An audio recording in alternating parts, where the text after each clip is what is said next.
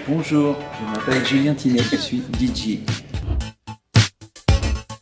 Je sais pas trop en fait, j'ai pas forcément d'explication. J'écoutais pas mal de musique à la maison quand j'étais gamin. À l'adolescence, j'ai toujours écouté de la musique. J'ai fait des faux spectacles avec des cousines, fin CM2, 6ème, des choses comme ça, en écoutant Michael Jackson et Indochine. Donc je sais pas, la musique ça a toujours été un peu présent dans ma vie.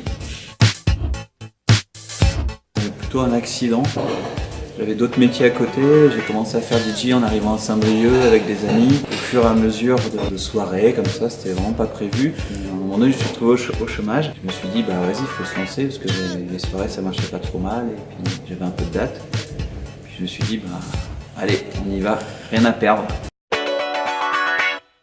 Je suis arrivé à la passerelle, je pense que ça devait être sur une prise unique où j'ai joué la première fois. Et puis après, il s'était avéré qu'à un moment donné, je faisais tous les interplateaux des soirées prise unique. Puis j'ai joué aussi sur Festival 360 degrés. Puis j'ai fait des propositions aussi pour venir jouer en amont de certains spectacles, proposer des transats contemplatifs et voilà, proposer des petites choses à droite à gauche.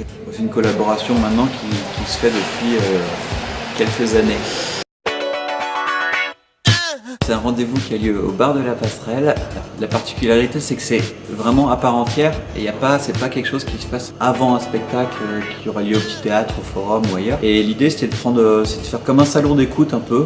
On est plus là en appartement, on invite des gens à écouter de la musique. Moi, je prends un axe musical pour aller un petit peu creuser la thématique. Donc ça peut être un artiste, un groupe, un style musical, une ville, comme l'année dernière. Voilà, c'est juste ça, il y a une proposition culinaire qui est inspirée aussi de la thématique. Donc c'est quelque chose d'assez simple en fait, il n'y a rien, c'est vraiment vivre, venir à la passerelle, écouter de la bonne musique, entre guillemets, mais ça je suis pas objectif.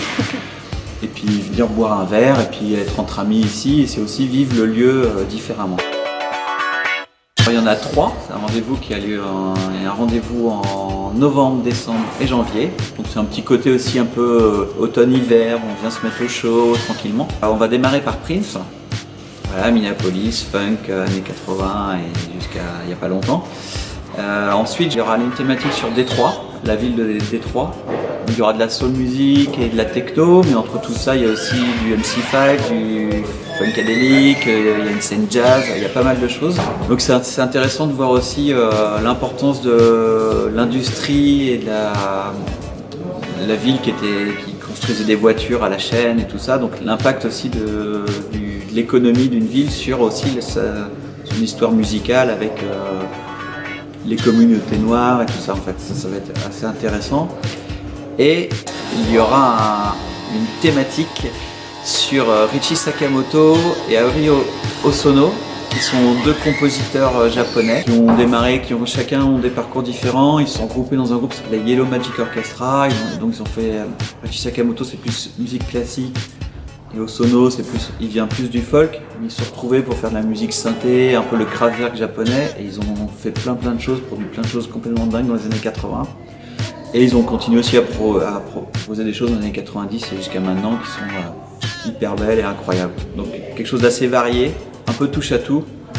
Et c'est ça aussi le but du discographe, c'est de prendre des thématiques aussi larges pour pas être que dans un registre non plus et montrer que se passe plein de choses, quoi.